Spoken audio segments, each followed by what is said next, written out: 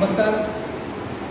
हिंदू राष्ट्र समन्वय समितीच्या वतीने आज ही पत्रकार परिषद या ठिकाणी आयोजित करण्यात आली। आपल्या सर्वांना माहीत आहे की येत्या शनिवारपासून गणेश चतुर्थी हा हिंदूंचा सर्वात मोठा सण साजरा सुरू होत आहे आणि या गणेश चतुर्थीच्या निमित्ताने आपण सर्वजण बाजारातून मोठ्या प्रमाणात खरेदी करतो।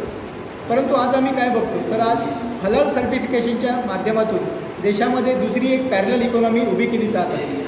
या माध्यमातून आज जो पैसा एकत्र केला जातो तो त्या विविध जिहादी कारवायांसाठी वापरला जात आहे। असं असताना आज समस्त हिंदूंना आम्ही आवाहन करतो की यंदाची गणेश चतुर्थी ही हलालमुक्त गणेश चतुर्थी साजरी करावी, अशा प्रकारचं आवाहन या माध्यमातून आम्ही करत आहोत। आज मोदकांसाठी वापरणारं पीठ असू दे, साखर असू दे किंवा अन्य सगळ्या वस्तू आज या हलाल प्रमाणित करून विकल्या जातात, ज्या माध्यमातून आज हिंदू समाजाकडून पैसे काढले जात आहेत। त्या माध्यमातून आम्ही अजून एक आवाहन करतो की आज थूक जिहादच्या माध्यमातून मग ती फळं असू देत किंवा फुलं असू देत ती यांच्यामध्ये थुंकून किंवा ती चाटून त्या ठिकाणी त्याची विक्री करताना काही अन्य धर्मीय दिसत आहेत। आम्ही हिंदूंना आवाहन करतो की आज या माध्यमातून ज्या गणेशाला आपण श्रद्धेने भक्तिभावाने जी फुलं वाहणार आहोत, तो प्रसाद म्हणून आपण जी फळं वाहणार आहोत, तर ती अशा प्रकारे थुकलेली दिली तर ती गणेशाच्या चरणी रुजू होतील का, तर याचा आपण सगळ्यांनी गांभीर्याने विचार केला पाहिजे।